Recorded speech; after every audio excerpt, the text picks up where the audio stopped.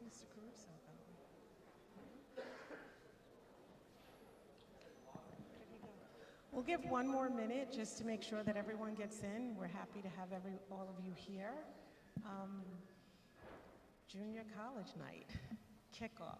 So good evening. I'm Tanya Baptiste. I'm the Director of Guidance and Counseling, and it's glad to see everyone. I was hoping we had like a packed house, but I think the live streaming is allowing it for everyone to kind of see it as well. Welcome to junior year, guys. This is a milestone, so you should all be proud. I know that it is filled with such mixed emotions and all kinds of anxiety and angst, but guess what? We've been doing this a really long time, and we're going to guide you and usher you through this entire process. So please feel comfortable in knowing that we got you and that your counselors are available to help you and support you through this process. I am a resource to every single one of you, and any help, advice, support, guidance you need, we are there for you. So I want to welcome everyone tonight. Please, in the audience, we have our counselors here. We have Ms. Santos. We have Mr. Geller. Our guest speaker, we'll introduce him soon. We have Mr. Goldspiel, our Assistant Superintendent for Curriculum Instruction in Secondary, and then myself and you guys. So hopefully we'll present some information. The format of the evening is going to go as this. We're going to give you some basic information about Roslyn, like our process, things that you should start thinking about and things that you should be doing now. And then we're going to turn it over and have our guest speaker speak and present to you and really just try to motivate you and talk to you about basically Admissions 101 and what that looks like. We will usher you even further through the process when we have part 2 of this evening, which is going to be in January. And that will be the official kind of kickoff. Now we're ready for you to start meeting with your counselors and having your individual junior conference meetings where we will then guide you personally, each family specifically, based on your needs and your children, and really get you prepared to move into senior year and start the application process. So we're really glad that all of you are here. Let me get started. I don't know where Mr. Caruso. Noel, could you do this? Okay. So planning now, what's happening? Here we go. Okay. Mr. Caruso is our resident counselor for the evening. He prepared this presentation for you just to give you some brief information before we turn it over. Sorry about that. Just went to get a USB so we don't have any issues with the next presentation. But welcome to the kickoff to junior college planning. This is going to be a big year for all of our students in the room right now. So what we're going to do, just briefly go over some just really points that we want to make sure you walk away with tonight. So the first thing is we want to talk about what are all the things that are within your control to take action on during your junior year. So our 2023-2024 action items for our juniors in the room, we're going to start with building meaning relationships with your teachers. This is for your letters of recommendation. So you're going to have to request letters of recommendation when you apply to college. That's something you're going to do this spring. You're going to think about 2 academic teachers to ask for letters for you. So think about the classes you're taking now, focusing on your 5 core academics. Excuse me, I'm out of breath. Think about how you are in that class, okay? Kids are different. Some kids are very social. They may talk to their teacher about outside interests and have a whole relationship outside the classroom. That's great for kids that are like that. We also know we have quieter kids who like to do their schoolwork, do it really well, maybe participate in class, but they're not really looking to develop those kind of personal relationships. Of course, push yourself outside your comfort zone. Please consider reaching out to your teachers. You never know what you may have in common with them as you talk during extra help about interests with sports, interests with theater, with cultural events. Those do help create a better relationship with the teacher, which then can lead to a more meaningful, more deep letter of recommendation. But for the quieter kids, think about how you are in the classroom. Are you the type of kid who's always prepared? Do you ask good questions? Are you participating in the conversation? Because that's really what that teacher is going to be writing about. So think about that and start to put yourself out there a little bit more. Second is your activities resume. So you're going to put together a list of all the things you do at Roslyn High School. So you've been involved with some things, maybe you're trying new things, hopefully the things you've been involved with for a couple of years, you've taken on leadership positions. Those are all things you want to show the colleges. But also, if you do not have a leadership position, you can still show leadership, usually by owning projects. A lot of our clubs do food drives, clothing drives, blood drives. All of those are great things that you could own without or be a big part of without necessarily actually having a title with that. Transcripts and GPA, so you already have 2 years behind you, freshman and sophomore year, and the 8th grade accelerated courses that came with you. But junior year is very important. Many colleges will look directly at junior year to get an idea of your most recent year before applying to college. Also, for many of you, it's likely your most rigorous year with honors and AP courses, so it can really impact your weighted GPA. October 20th is a scheduled change deadline here at Roslyn High School, and that's for any students that are maybe taking a course that is giving them a little bit of difficulty. So you should be thinking about the first test or two you had. If everything is good, you're good to go. But if you feel like there's a class or two that may be posing a little too much of a challenge, have that conversation with your parents, have that conversation with your counselor, because it may be an opportunity to switch to a lower rigor class to give you some balance to put you in a good position to get those really strong grades this year. And then the fourth piece is your standardized testing. This is still an optional part of the process for many colleges, where it means you could apply without using a test score. But if you have a strong test score, you do want to use that. So if you haven't already, we can help you find opportunities to take practice SAT or ACT exams to get an idea of the two types of exams and what types of questions they ask. We have the PSAT coming up, which will be digital for the juniors to give you some experience with that if you're going to take the digital SAT in the spring. If you already have a plan, great. If you don't and you're not sure how to create a plan, give your counselor a call and we can help you talk you through that. There will be opportunities to take the ACT exam here at Roslyn High School. We have the October and December exams, and then the April and the June exams. The ACT is not changing. It's still the same exam it's been for a while. Can you go back one slide?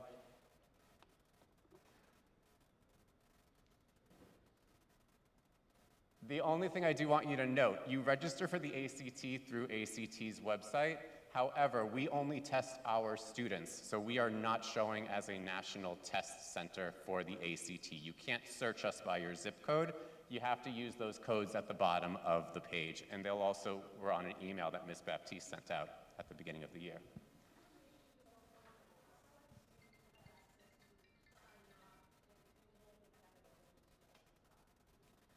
Thank you. Next.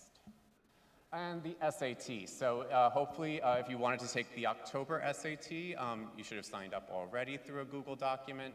Roslyn will then be offering the March SAT, which will be the first administration of the digital SAT. If you notice, October has a specific date. October 11th is the day of the SAT, but March is a window, and that's because now with the new digital testing, all students don't test at the same time because they take it on their digital device.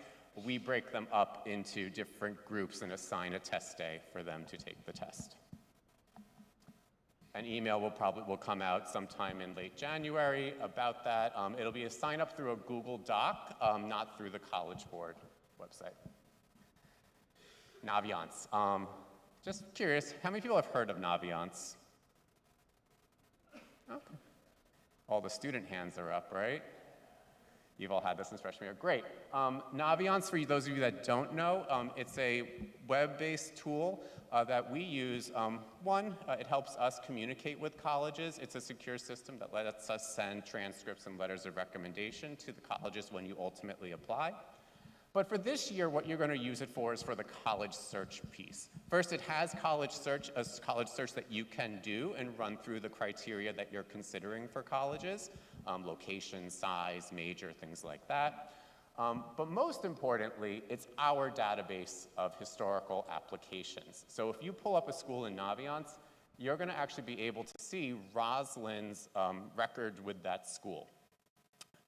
Not so much by, it is by specific student, but you're not going to see a list of students. You're going to see a graph. We call it a scattergram. But it does plot the last 3 years of students who applied to that university or college, and then what happened to their application, if they were accepted, denied, waitlisted. It's all going to be on there. So it helps you see where you fit compared to past kids from Roslyn High School, and kind of gauge, is that a school that I'm on target for?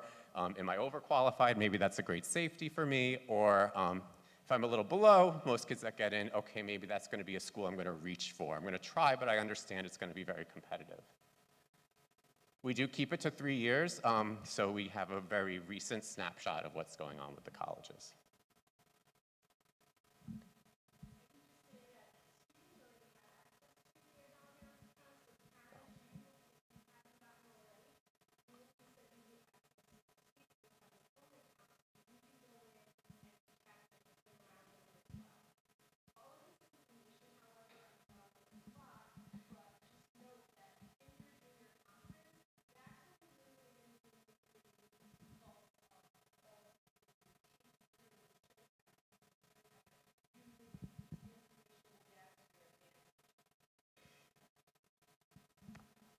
So upcoming events, we will be hosting a Ways to Fund College night.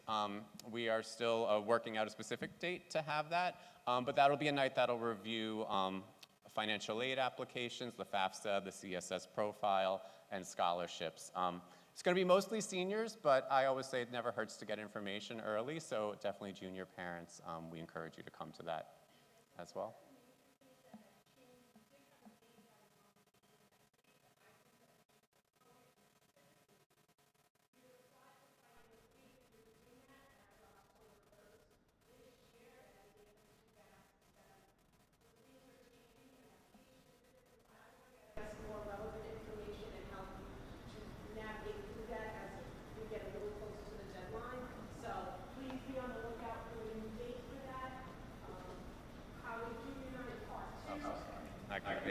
So this is a kickoff. Back in January, we're going to invite you back for another evening. At that event, we do invite admissions counselors from 3 or 4 universities. From across the country, we do try to provide a variety of schools. So we'll have a SUNY, we usually have a Big Ten state school, and then a mid-sized private school come and speak to us about admissions in general and about admissions at their respective universities. That is actually the real official kickoff into your personalized process, because after that meeting, then we start holding what we call junior conferences, and those are the family meetings with your counselor. So in late winter, usually early December, you'll get an email from Ms. Baptiste with instructions on what paperwork we're going to ask you to fill out, because we want to hear your thoughts on colleges. So there's something for the parent to fill out about their students' experiences through school and where you see them going, and something for the student to fill out about their experience in schools, what they think their strengths are, and what they're looking for in a college. And you're going to submit that information to us, and then we'll schedule a meeting, and you're going to come into the high school and sit with your counselor and go over the whole application process and a list of schools that could be good matches for your student or for the student. Looking at the range of schools, okay? So we're always looking at a balanced list. We want to make sure that you have options for college. So we want you to have at least 2 schools that we would consider likely. The old safe, we used to call them safety back in the day. Those are schools you're very strong for. Target schools are really what should take up the bulk of your list, schools that you're kind of academically well positioned for, and then a couple reach schools, the schools that will be very competitive for you to get into, but we want to try for it. We want to go for it.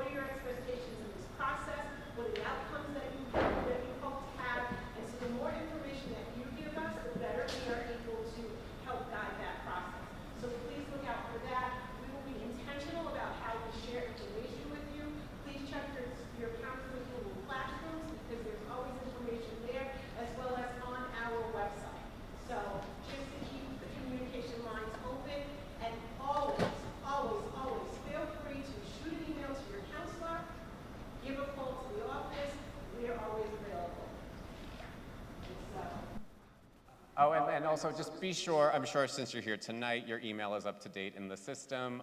If you didn't get an email about tonight, go on and check the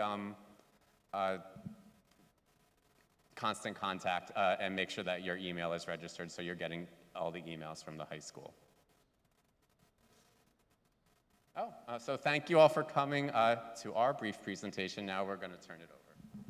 So great. So this is Rob Franick. He is the editor-in-chief of Princeton Review and sort of an expert in this field.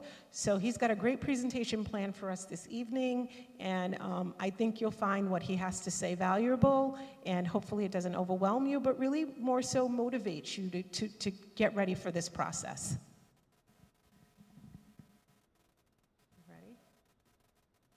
Get it started. Okay, Ms. Baptiste, thank you so much. Folks, it's good to see everybody. My name is Rob Franick. I'm editor-in-chief at the Princeton Review. I speak in schools throughout the country, but this is my first time to Roslyn, so I'm so happy to be here. I will also be very respectful of your time. Ms. Baptiste said that I have about 60 minutes of time, and we're going to slug through a great deal of information. Fair warning. What I promised Ms. Baptiste before I agreed to come tonight is that I would, number one, try to poke at things that likely make us nervous around the college process, bring that material up to the light so that we can exit this auditorium in 60 minutes of time feeling more confident about the college process. That's the first thing. The second thing is, I promised Ms. Baptiste that we would keep tonight's conversation as interactive and not boring as possible. Keeping true to my promise, while I have you here for the next 60 minutes of time, I'm going to ask you a series of questions. Fair warning, these questions are going to start off really easy, and they're going to get progressively difficult as the evening moves on. Fair enough? Excellent. Here's my first question. It is a softball question. It is the easiest question that I'm going to pitch out to you tonight, and all you need to answer this question is to simply raise your hand, and it's an appropriate question for every college-bound student, their parents, extended family, no matter your age group, you can all answer this question. All you need to answer the question is to simply raise your hand. You understand these directions. Okay, here's the first question. Please raise your hand if you're concerned about getting into a good college or you're concerned about your kids getting into a good college. Softball question, put them up. Who's concerned about getting a good, or your kids getting into a good college? Okay, put them down. We understand this. We wouldn't show up tonight if we weren't concerned about getting into a good college. This is an easy question. My second question is only slightly harder than the first. You can also answer it by showing of hands. Here's the question for students and their families. Please raise your hand if you are scared, stressed, or nervous about the college process. Scared, stressed, or nervous about the college process? Put your hands up. Folks, we're gonna geek out here. Put those hands up. If you're in the front rows, take a look at the people in the, come on. Take a look in the back. Okay, put your hands down.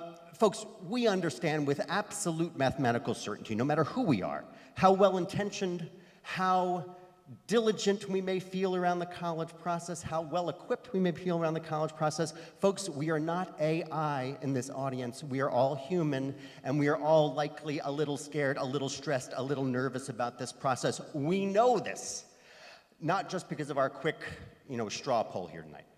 One of the things that I love to do, and Ms. Baptiste and I have known each other for a while, is to go out and talk to students and parents across the country.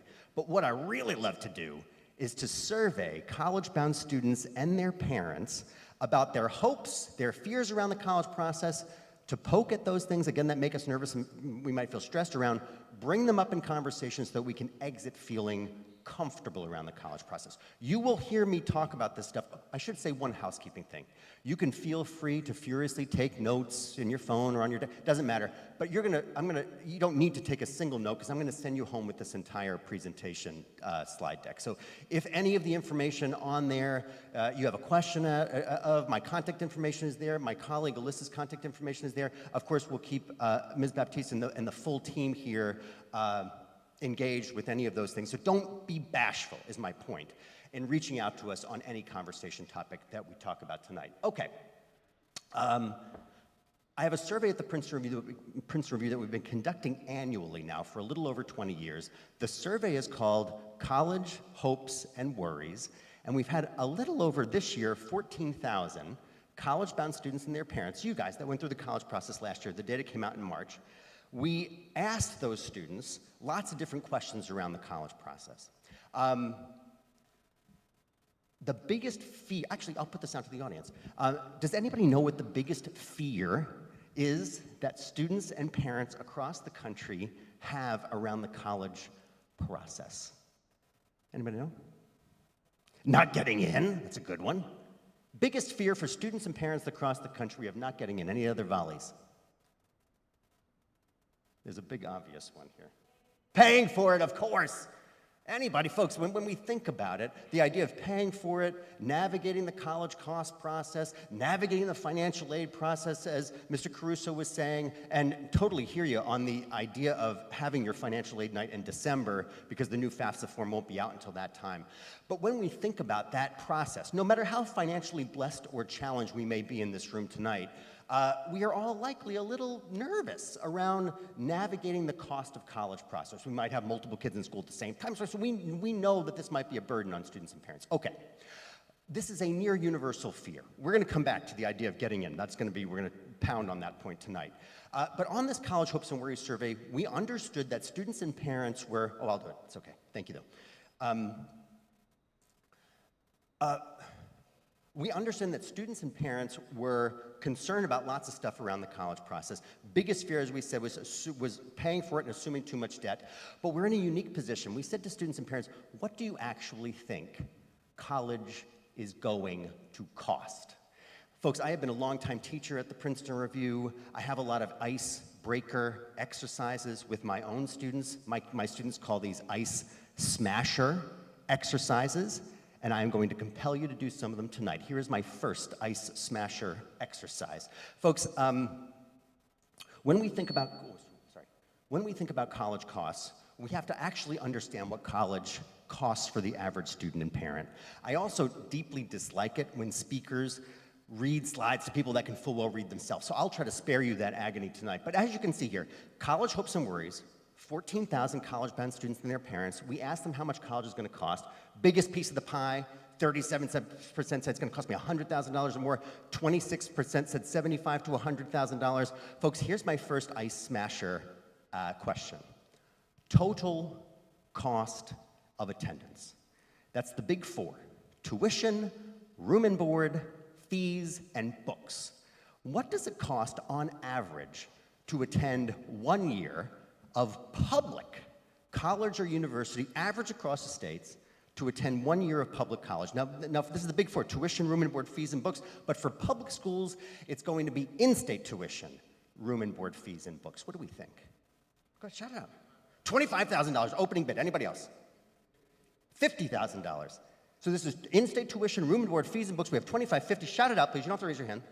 $37,000. I'm sorry? 10,000, 15,000, I wish. $20,000. Anybody else? Any bids? 20,000, okay, fair enough, fair enough. The real number, and we'll see if it, let's just jockey on this slide here. The real number this year, big reveal here, $23,250. So folks, you're right around it. Well done, first of all. This feels, well, one, this might make us nervous in thinking about not knowing what those costs are, but I promised Ms. Baptiste that we could teach the graduate class on college admission before we exit this room in an hour. Okay, let's not stop there. Let's look at total cost of attendance 1 year of private. $80,000. We have an NYU student in the third row. Anybody else? $80,000. Tuition, room and board, fees and books, 1 year private. Shout it out, please. $60,000, $80,000. Anybody else? $90,000. Anybody else? 63.5. I love it. Anybody? Shout it out. $50,000. Anybody else? $60,000. $70,000. So we have a low of 30-ish, high of 90-ish. Any other last-minute bids? $85,000. Pardon me? There are some schools charging more than $100,000. You are right. I'm just going to sharpen that a little bit. The University of Chicago announced this past summer that within the next 1 to 2 academic years that they would top the $100,000 mark a year, right? So here's the thing. When we think about these things, we have to understand the data on average, right? So when we think about it, it is $53,430. But folks, it is not unreasonable that we should shout out those loftier numbers, 80, 85, 90,000, $100,000, because many of the schools in our universe, many of the schools that you might be applying to in the next year or years might be charging those loftier sums. But our job tonight is to think about it from a College Admission 101 perspective and to be vigilant about understanding what those costs are. Okay, we said before, the biggest fear for students and parents that we've found in this College Hopes and Worries survey, not just this year, but for the last 8 years consecutively, right, was assuming too much debt to pay for college. What do we think this number is? The average amount of student debt that a student who graduated in May or June of 2023, just this past year, what did they actually graduate with? The average level of indebtedness for students that just got out of college. Shout it out, please. $200,000. 150, 90,000. $127,000. 160. Anybody else? $100,000. Folks, there's going to be more than minor solace on this one. When we look at this number, well, you're going to be shocked when you look at this number. Okay. $29,400. How can that be true? How could, on average, students across the country graduating with about $30,000 in debt, right? Because wherever we receive our news from, wherever we hear it, we read it, we listen to it, whatever, or watch it, we understand that we hear stories all the time of students that have ballooning debt, right? Students that have upwards of $100,000, maybe $200,000 in debt. I think the most crushing of stories, and I think this is where Ms. Baptiste and I first talked about this point, this idea of students that did not succeed. You will hear this term, they did not persist, which simply means that they didn't finish college, but they might have representative debt for the first, second, or third years that they were actually in school, but they don't have a college degree. So those are the most soul-crushing of these stories, right?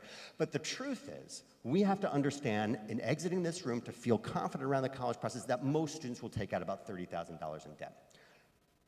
How about this one? Said before, biggest fear is assuming too much debt. What is this? The amount of student debt that exists. And folks, before you shout this out, I'm going to give you one hint as to what I'm driving at. This is a cartoonishly large number. That's the only hint I'm going to give you. Shout it out. What do we think? I'm sorry? 700 billion. 700 million is a little light. Anybody else? 1.3 trillion. 1.7 trillion. Did you look that up? Well done. You're smart. Anybody else? You're following directions. You're shouting at really high numbers. $1 trillion. Well, I mean, well done in the fifth row back there. It is $1.7 trillion. Folks, again, no matter how blessed or challenged we may be financially, how could we not be a little nervous when we think about $1.7 trillion right now with outstanding student debt? Okay. As Ms. Baptiste knows, we have a lot of students coming through the Princeton Review channel. Last year, we had 1 out of every 2 students that applied to college use one or multiple of our services. I say that because I'm very proud of it, but the only way, my job is to sort of diffuse or explain what is confusing or scary information to students and parents. The only way that I think I have been successful in trying to diffuse the nervousness around understanding that there's $1.7 trillion in outstanding debt is the following. That $1.7 trillion is not simply inclusive of 4-year, undergraduate, not-for-profit colleges and universities. It takes into account every student that took out $1 to attend the following: law school, business school, medical school, every graduate arts and science program that exists, as well as every undergrad school or grad school that is completely online, or undergrad or graduate school that is completely for-profit. So folks, if we think about this, we have to understand that if we just took out brick and mortar law school, business school, medical school, and grad schools, arts and sciences, that number comes down by 40%. So it's still a lofty number, but you will never be able to unhear this as you exit this auditorium tonight. That $1.7 trillion is inclusive of many things, not just college tuition. Questions on this before we move on? Folks, don't feel like you're interrupting me. You have a question, you just shout it out. Okay, I have another question here I'm going to serve up to the group, and some brave souls out there are going to answer this question. Isn't there one best fit school for everyone? What do we think? No, of course there's not one best fit school for everybody. This is an obvious question, right? There's an obvious answer to this question. Here's the thing, though. I teach a lot of students at the Princeton Review. I have seen my own students make a tragic mistake around thinking about the college process. Many of my students think about the college process as a game of winners and losers, right? Where's Michael? Michael was here before. What's your name, young man? What's your name? You're not Michael, yes, but what's your first name? Sir, what's your name? Matthew. Matthew, if you get into one of these top 3 schools up here, Matthew, then you won. And if any of this other massive population here, if we get into any of the other nearly 3,000 four-year colleges in the US alone, that we've lost. And folks, I think there's a better way to go about the college process than a game of winners and losers, but I need to know that while I have you here for the next 40 minutes, that you are willing to think in a different manner about college admission for 40 minutes. Are you willing to do it, yes or no? Yes. Okay, if you are truly willing to think in a different manner about college admission, I'm going to tell you 2 facts that you will hear a few other places. First fact, it has never ever been easier to get into college than it is today. Second fact, it has never ever been harder to get into college than it is today. Who is this admission quack that Ms. Baptista invited to come in and speak to us tonight? How could it both be ridiculously easy and amazingly difficult to get into college? Folks, we're going to try to prove out my completely unscientific theory, but we're going to do it together. Here is the assignment. For every student listening to my voice, I'd love for you to take out your phone. You could take out a piece of the Princeton Review propaganda that we handed you walking in. But I want you to somehow record this. Write it down, type it into your phone, type it in the notes. You could send it to on Instagram, put it into the notes, it doesn't matter. But there are no wrong answers to this question. I want you to write down or type in the names of 3 colleges or universities that you would love to see yourself at as a college freshman, with these 2 caveats. Folks, it doesn't matter if you don't have a prayer in heaven to get into these schools academically, or $2 rubbed together in the bank to pay for it. So it doesn't matter about academic admission, doesn't matter about money. Just write down 3 schools that you would love to see yourself at as a college freshman. Parents, I want you to do the same thing. I want you to write down 3 schools that you would love to see your child at as a freshman in the next couple of years. Doesn't matter about money, doesn't matter about academic admission. Folks, I'm going to give you 27 seconds to write down these schools. Ready? Go. 27 seconds. Any school is fair game. Public or private, large or small, urban, suburban, or rural.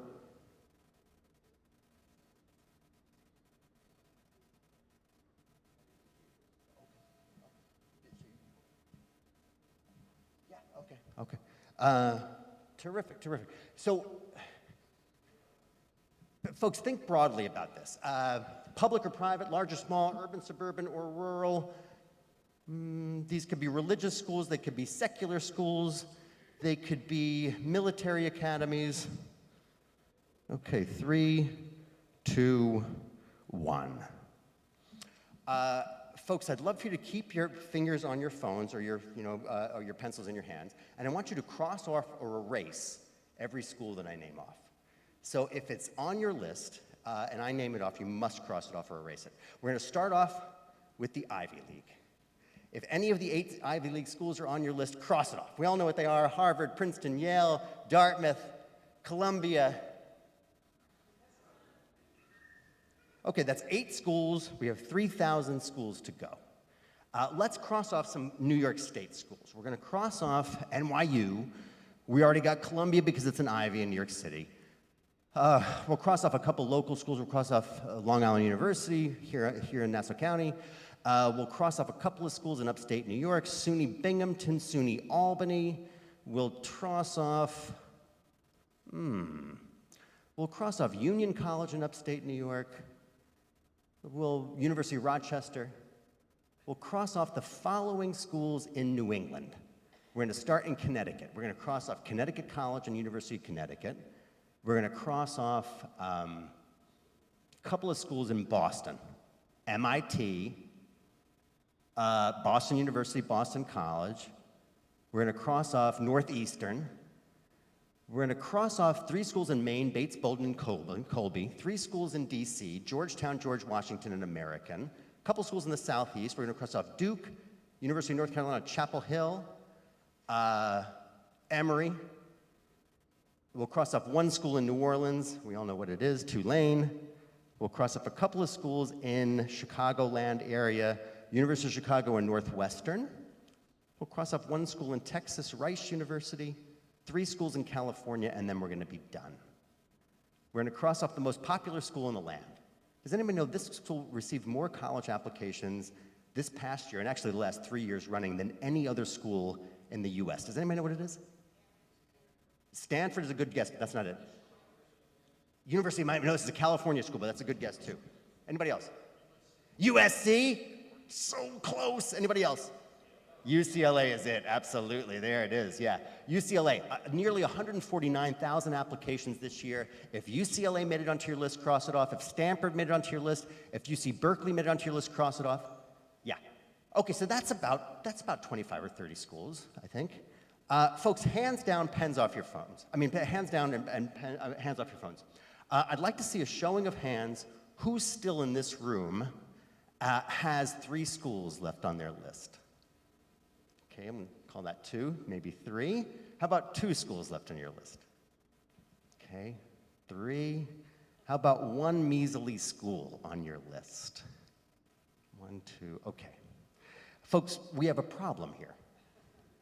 Let's recall our exercise. We said it has never been easier to get into college than it is today, and it has never been harder to get into college than it is today. Folks, it's never been easier to get into college than it is today because there are nearly 3,000 four-year colleges in the US alone. But it has never been harder to get into college than it is today because everybody wants to apply to the same 25 to 30 schools. We're going to let this wash over us for a second. Folks, when we think about this, we have to understand that we kind of unapologetically answered this question. There's not one best fit school for us, but we also understand that we might fall into the trap of brand and perception. If we get into one of these glorious schools, then we may have a more charmed or a blessed life than a student that doesn't. And Ms. Baptiste knows this better than any of us. None of the 3,000 schools that are in the country are in business to educate students poorly. Right? Our job is to figure out which schools are going to be the best fit for us so that we can think about this process appropriately. When we think about this, I asked students to answer the same question, 14,000 of them this year, asking them the same questions. If money and academic admission weren't factors, where would you like to go to school? I'm going to show you first what students said and then what their parents said. So students said they would prefer to go to the following: MIT, Stanford, and Harvard, and their parents, Princeton, Harvard, and Stanford. Geez, what a thoughtfully conceived list. Folks, our job tonight, first of all, I literally write guidebooks about college admission, and it deeply bothers me to have you cross off any schools off of your list. But the point of this exercise is to understand how to think broadly about college admission, right? When we look at Stanford, here's Stanford's on it twice. Stanford had a little over 58,000 students apply to Stanford this past year, fall of 2023. 3.8% of whom were actually admitted. These are superlative students indeed. Or the 149,000 students that applied to UCLA, about 11% admit rate this year. When we think about this, those students are deeply qualified, but our job tonight is to say out loud that not every one of those students might be best fits for them. We have to understand that brand of a school and the perception that we may attribute to that brand plays into the way that we think about college admission and finding a school that's going to be the best fit for us. Folks, questions on this before we move on? Okay. Let's take a look at this next slide. Next question.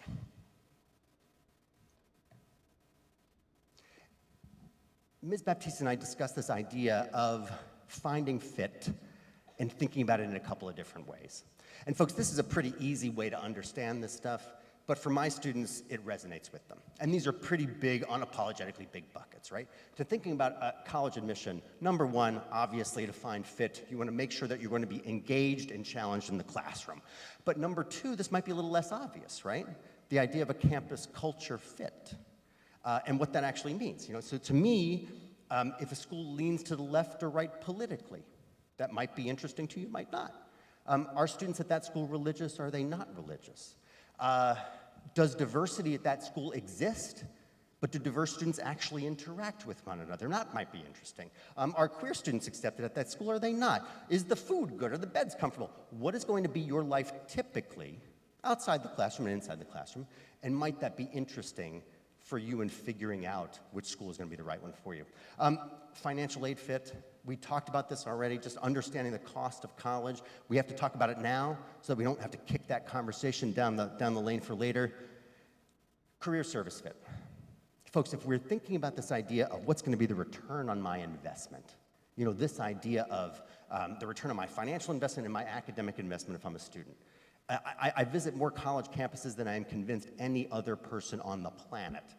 But if I'm not hearing in the first 4 minutes that I'm talking to a university president or dean of admission or student or faculty member what students are doing outside the classroom to complement what they're learning inside the classroom, and are they vaulting themselves onto careers of substance upon graduation? So if this is even a thought in your noggins around college admission, then you have every right to think that. How about this one? If a school is test optional, should I still submit my test scores? Mr. Caruso touched on this in his opening remarks. What do we think? Go ahead, shout it out. If it accurately reflects your performance, that's a good answer. Anybody else? Should you submit them? Should you not? Only if they're good? Only if you're above the 50% mean? As Mr. Caruso and Mr. Baptiste just noted in the beginning, this idea of navigating test optional admissions correctly so that we can think about which schools we're actually going to get into. Folks, if you are well above the mean SAT or ACT scores, why would you not want to submit your SAT or ACT scores? Right? Schools can't penalize you if you withhold your scores, but they can and do consider your SAT and ACT scores for not only academic admission, but for scholarship dollars based on merit, combining it with your GPA. When we think about this, this is an important thing for us to note, and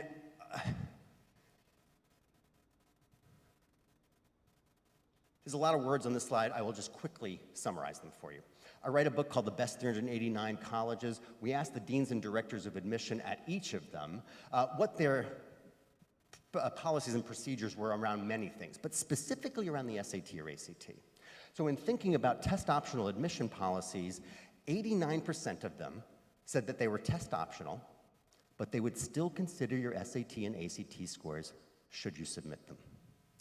It's going to ratchet down just a little bit to 84% for the next coming year. Maybe it'll ratchet down a little bit for every junior in this room in the next academic year. But this one is hard to explain. Test optional does not mean test prohibited, right? You have the option to do this stuff. But it is the Wild West out there when thinking about the SAT and the ACT in academic admission, how it might be used. I'm going to just break my promise to you, and I'm going to put up 3 schools here. 3 schools here. I'll put the whole thing up. 3 schools from across the country. Scripps College is part of the Claremont colleges. You'll likely be familiar with many of these schools: Pomona College, Pitzer College, Claremont McKenna, Harvey Mudd, and of course Scripps. All on one 200-plus acre campus about 25 miles outside of Los Angeles. Scripps Dean of Admission has said the following in trying to explain test optional admission at Scripps. I'll read it to you.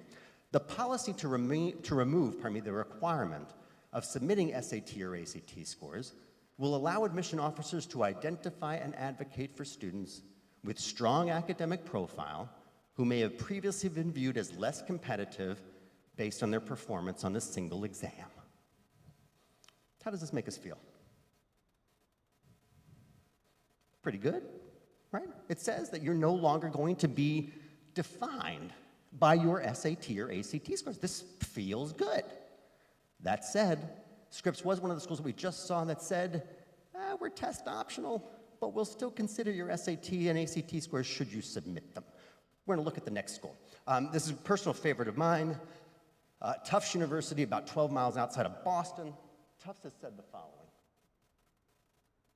They're in a test-optional pilot program, now 3 years in, will be now 4 years in for the next academic year. Tufts Dean of Admission has said the following. We believe this policy provides students with maximum flexibility. If applicants would like us to consider their exam results as one component of their candidacy, we will do so in a nuanced and contextual way. If students choose not to submit their exam results, we'll evaluate their candidacy in a nuanced and contextual way without scores.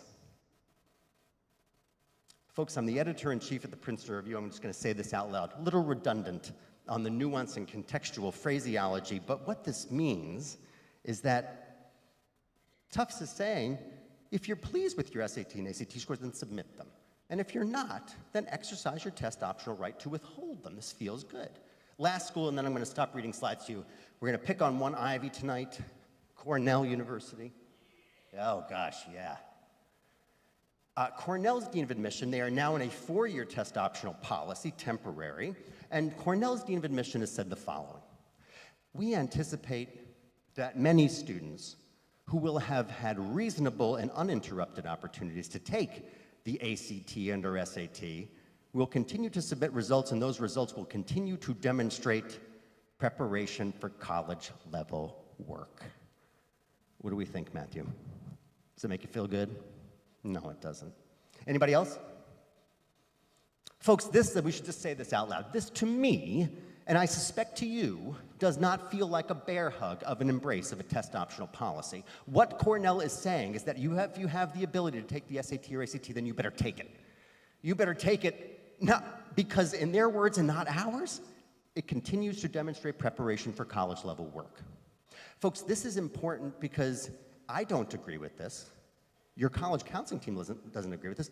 Likely you don't agree with this, but honestly, it does not matter our opinion here, right? We have to have an encyclopedic knowledge of how schools are treating the SAT and ACT, particularly at the most competitive schools in the country, because many of those schools might be on our list in the next year or years and applying to them. Questions on this before we move on? Okay. I have one just quick one that I want to make sure, because this is so present in so many people's minds. The Supreme Court at the end of June of this year passed a ruling that said schools can no longer consider race as one component of a school's, as a student's application. So no longer can they consider race. What do we think about this? How will admission teams move forward in securing diversity on campus? Does anybody know? Go ahead, shut it up. They have to find a way to circumvent the rule. Do you know what that likely will be? Beg pardon? Something, your personal essay, your personal statement. Well done. You're right. There was an olive branch given, but well done, by the Supreme Court Justice, Chief Roberts, that said that students can use their admission essay to talk about any number of things, but race included. I'm just putting this out there because as you are going through this process, many of these policies are happening right now, right? So schools need to change right now in defining how they're going to shape an interesting and diverse class. And this is going to affect every student in this room as we move forward. What we had found out, we hosted a survey this summer, and I'll just move past this very quickly, but we hosted a survey this summer, again of those 300 plus deans and directors of admission. 95% of them said it should never have happened. That ruling never should have happened from SCOTUS, but be that as it may, many schools are saying, yes, we have policies in place. We will still be able to craft an incredible class. But other schools are saying we're defining those policies now. So I'll make sure that I stay in contact with your team, and as this new data comes out, I'm happy to furnish it with you. Questions on this one before we move on? No? Okay. Shout it out if you do. How about this one? Surely you are thinking about this question. The idea of demonstrated interest. What is demonstrated interest and how is it important in the college process, particularly among the most popular schools in the land? Mr. Caruso noted some of this in his opening remarks. Folks, what's an easy definition or examples of what demonstrated interest is in college admissions? You might know. Shout it out, sir. Visits, absolutely. Good example. Anybody else? Visiting the college, you visit it in person, you might do a virtual visit. Anybody else? Summer school, going to a summer school, that's a good one. A tailored essay, oh, I love that one. Tailored essay for that school specifically. Yes, sir. How much you can demonstrate you want, right? That is really the ideal definition of what it means to demonstrate interest. And all of those other things are really good examples of how to do it. But when we think about it, the blessing and the curse of living in our modern times is that every one of those experiences that we have with the school, whether we get in our car and we visit that school, we go to one of the many college admission counselors that are visiting here at Roslyn throughout the fall and even in the springtime in your college counseling office with Ms. Baptiste. When we think about that, you're engaging with that counselor there. You might go to a college fair. You might craft an essay that can be tailored directly to that school. The blessing and the curse is that every one of those activities tracked.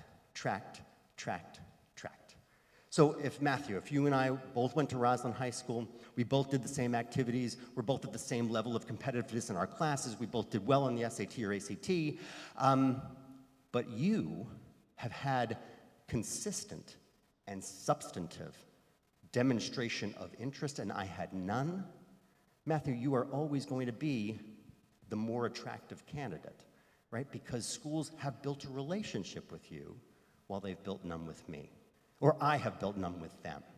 And this is a deeply important piece because even so many schools, and Ms. Baptiste and Mr. Crusoe and your full team here, Mr. Keller, they have an encyclopedic knowledge of how schools are treating demonstrated interest, but also have strategy on how we can use that to our advantage in our college admission applications. This is an important point. Questions on it before we move on? No? Okay. You'll shout it out. Go ahead. Yes, Mr. Crusoe. Yeah. No, I do not. Yeah. I'll just say it out loud for those folks that didn't hear. When so many schools say we do not track demonstrated interest, I find it difficult. I answered too abruptly, but I find it difficult to palate that answer because schools, even the most competitive schools in the country, rely on us to engage with that school and then thinking about that engagement as the seriousness, through the lens of being serious about your college application.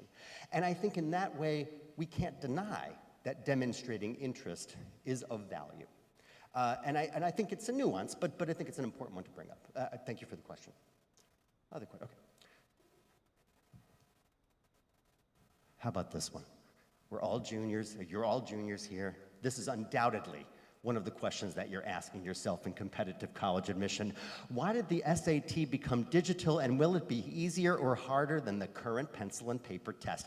And Mr. Caruso noted this in his opening slides, but let's just say this out loud. For students in this room, you know you're taking the PSAT come October. We know that PSAT is going to be the digital format. It's going to be the preliminary SAT. As he very nicely said, this idea of you getting the experience on that digital platform that will likely profit you when you see the first digital SAT come March of 2024. But do we think it's going to be easier or harder?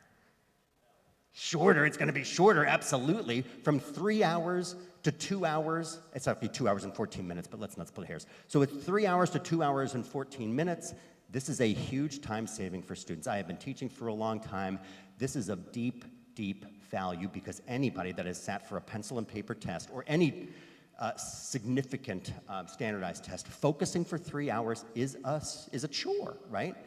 And it's difficult to do it. But in that new format, it is going to be the 2 hours and 14 minutes, but that exam will become adaptive. So if any parents in this room took a GRE or many of the other professional school exams from the mid-90s till now, many of those exams were adaptive in their nature, which simply means this. Once you're answering the first cohort of questions on the SAT correctly, the first 25 questions on the reading and writing section, you guys know this, then if you answered them well, if you performed well, the next questions that you will see will likely be harder than the first. But the inverse happens as well. If you perform poorly on that first cohort of questions, the next questions that you will see will likely be easier than the first. So here's the thing. I teach a lot of classes, pencil and paper tests. I tell all of my students, on a pencil and paper test, you earn no additional points for answering the toughest question on the SAT than you do the easiest question on the SAT. So the obvious strategy is answer all the easy questions first, and then use your extra time to focus on the harder questions, those that you might need a little more time with. That strategy kind of goes out the window with the digital exam. So when we think about it, it becomes not essentially harder, but we have to think about that exam differently. Because the structure of the SAT, the actual content that is being tested, is nearly exactly the same. Pencil and paper and digital. You should have no more difficulty in those questions. But the way that it is asked, with attributing different values to the harder questions and the easier questions, it is a mental game for so many students going through the process. Questions on this before we move on? Yes, of course, Ms. Baptiste. I'm sorry. Yeah. So the advice for students taking this exam, let's just talk about, number one, the SAT has continued to change, right? Change in 2016, change in 2005, change in 1996, change in 1993. So we know that the SAT is in constant motion. This will not be the only change for the SAT.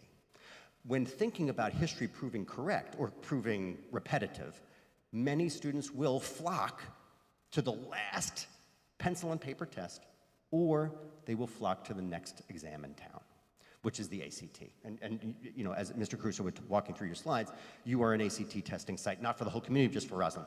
So many students might choose the evil that they know, which is take the ACT. It's still gonna be pencil and paper. It's a test that's been around for years.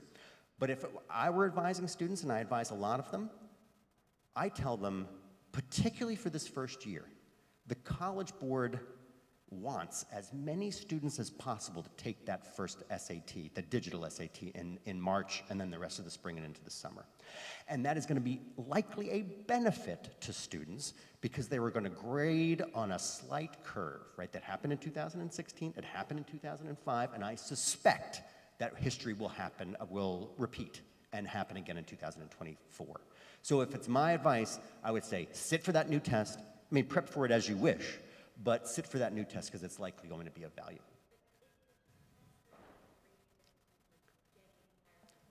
Yep. Well, the only way, so this is a good point. When we think about the higher level questions on the SAT earning us more points and those easier questions earning fewer points, there's a nuance there, right? Students have to be able, the way I'm teaching this to my own students is, we can only focus on the questions that we have in front of us. You cannot look back in history, even though that history might have happened 4 minutes before, right? Because students will lose confidence if they're thinking, oh my gosh, I really must have screwed up on that first section, that first cohort, because I think I'm seeing some easy questions on the second.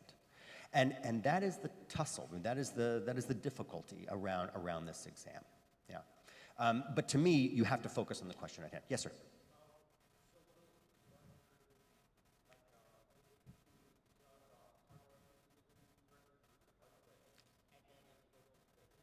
Yeah, this is a good question. So, yeah, so the question is, and let's just map this out, this is a super smart question. In thinking about if you answered that first cohort of questions, if you and I were in the same room, we wouldn't see the same questions because there's a massive cohort of questions in this new digital exam, right? We could be sitting in the same classroom, we could be looking at each other's work. The likelihood that we would ever see the same question is nearly nil. And this is bullish around the College Board, right? But after you answer that those first questions in that cohort, the next questions will likely be harder than the first. And the College Board is clear on this, well, is kind of opaque on this language, right? Most of the questions that you will see are going to be harder. Some of them might be easier in that next cohort, and vice versa for the others. So it is, again, I think, a mental game that many students have to get past, and not trying to think, how do they perform in those first questions? But students cannot achieve a superlative score of 1,600 if they moved into that, that category of questions that were easier than the first. We don't yet know what that ceiling is. This is an important distinction. We don't yet know because the College Board doesn't have enough data yet to share with us who is performing, where are those levels. So if a student answers that first cohort of questions correctly, and they move on to harder questions, where is that ceiling going to be to get us to 1,600? And how high can a student achieve if they're in that cohort of questions that are likely easier than the first? Do you have a question? So I'm going to ask Yeah. probably very obvious answer. Okay. That means if I'm taking the exam, Yep. I cannot open the exam and read through all the questions. It is a good question. It's not a bad question at all, and I'll just repeat it for the crowd. So it doesn't mean that you can't look at all the questions on the entire exam, and the answer is yes. You cannot look at them. You cannot look at them.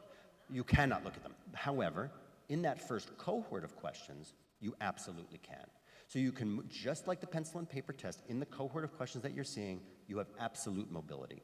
And I think the delightful part about the new exam platform, it's called the Blue Book app. You probably have to register already for the PSAT.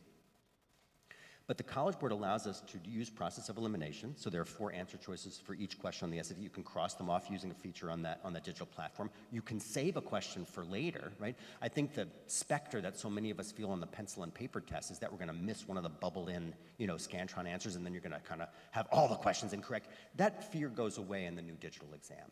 On the math section, which is one of the things that my students dislike the most, is that on some sections of the pencil and paper test, you can use a calculator, and on some you can't. And that all becomes democratized in this new test. You can use a calculator on every one of them. They have a built-in calculator called the Desmos calculator. Parents might be familiar with them from work. And those are used consistently throughout the math section of the test. Go ahead, yeah. So that means, unlike paper test, I can't read through the whole thing. Cannot. That's that. Yep, cannot read through the whole exam, yep. The save for later feature, if I keep saving, how do you make Yeah. it to the next one? Well, if you keep saving, you can only save in the cohort of questions that you have. So in that first cohort in the reading and writing sections, there are 25 questions. 2 of them are warm-up questions or pre-test questions, and you have 23 minutes, I believe, to cannot move on. You can save it as many times as you wish, but you'll ultimately have to go back before time runs out. Absolutely. That was, yes, of course. I got you. Yeah.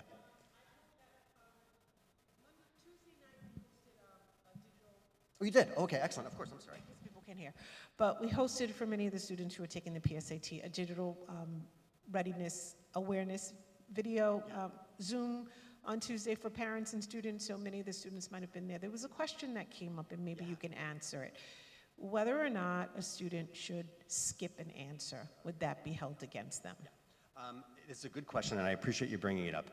If we were having this conversation in 2016, you would have received a quarter point off for every either incorrect answer or skipped answer. But in this new world, even in the current pencil and paper test, there is no, you don't receive any demerit points. You receive no points off for an incorrect answer. So I tell all of my students, even at the end of the exam, it's best to answer at least some answer choice because there's no penalty should you get it incorrect. And that's consistent with the ACT as well as the SAT, even in its new digital incarnation. Super good question. Yes, in the back. And then I got you. Yeah, this is a good question. So just the idea of super scoring, and for those folks that just might be slightly new to the process, the idea of super scoring is taking your best administrations of the SAT or the ACT and putting you, that student, into the best light with your best scores. The College Board has been bullish around this answer, which is the SAT and ACT in its pencil and paper format and the digital format are scored exactly the same way, and that they should mean the same thing to admission teams, which means that schools will continue to superscore, right? So if you took an SAT in your sophomore year and you take your next SAT in March of 2024, separate but equal, but they will be interchangeable. We haven't heard definitively, and this is your question, we haven't heard yet definitively from all schools across the country if that is going to happen, if they are going to accept those things. But at least the guidance that we've been hearing from the majority of schools is that they will.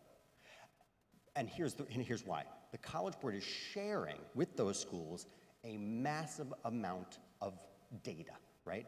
The colleges and universities themselves. So in that data exchange, schools will ultimately, I think, definitively give us the guidance that they are interchangeable parts. Particularly for your year, well, yeah, particularly for students in this room, but even for students for students in this room, it will affect the most. Yeah, you're right. Sir, you had a question. Yeah. Yeah. Well, no, I'll just repeat the question. So on your practice exams, I'm assuming for the digital SAT, you're scoring really well on the reading and writing section, better than you would have scored on a practice exam for the pencil and paper test. And the question is, can you interchange them? And the answer is likely yes, right? And will it put you in a better light? Is that the spirit of your question?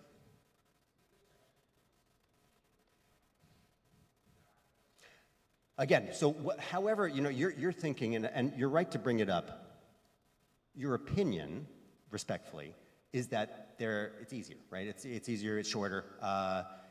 And most students are attesting, international students that sat for the SAT starting in March of 2023 are noting that same thing. Most of them have more time at the end of each of those cohort sections than they would have on the pencil and paper test. But from a results perspective, treated exactly the same. Yeah, good question. Yes, ma'am. This question of scrap paper, it's still a little unclear to me. The answer is yes, but then there's also, you can use the notes section in the digital platform to do that. Now the scratch paper, and Ms. Baptiste, you just correct me where I'm wrong, it has to be handed back in to the proctors of the exam. But that seems a reasonable compromise for students for the sake of not writing in their workbooks or the testing book as they would have in the past. Good question. Les, go ahead.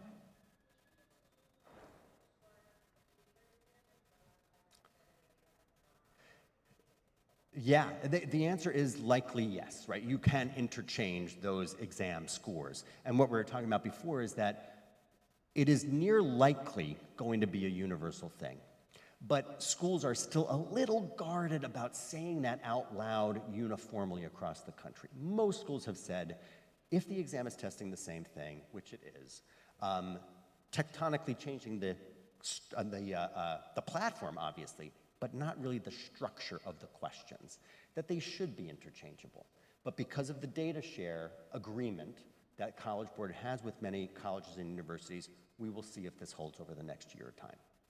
I wish I could be more definitive, but that's as current as anybody will be able to tell you. Yes, I'm sorry, Mr. Crusoe.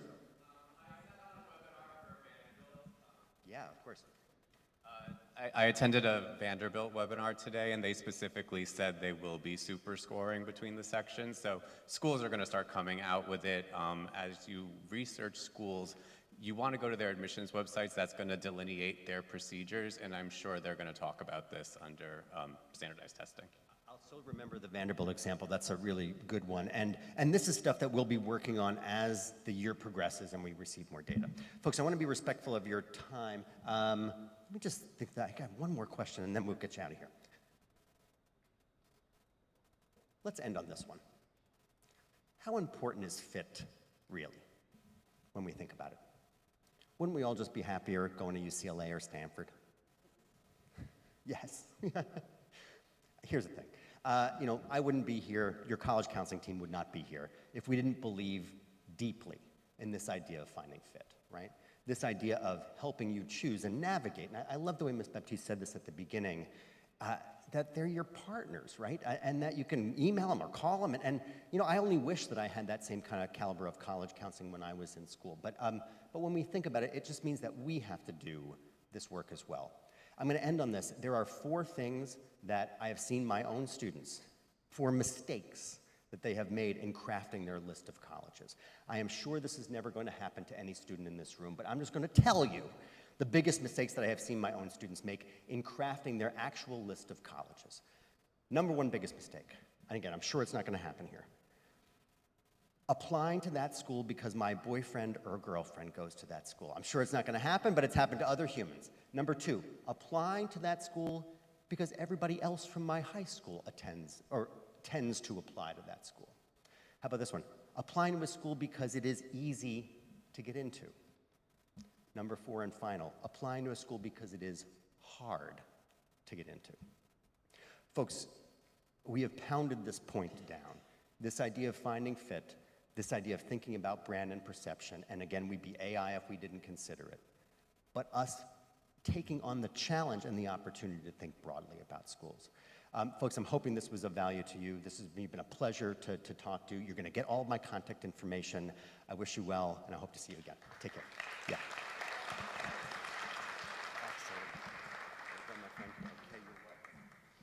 So thank you so much. That kind of concludes our evening. I hope you found that information informative. Again, we are here. Love that word. Partners, that's what we are. We're partnering with you as their parents at school and their parents at home to help get our children where they're supposed to be. So on that note, we wish you well. Have a good night, everyone.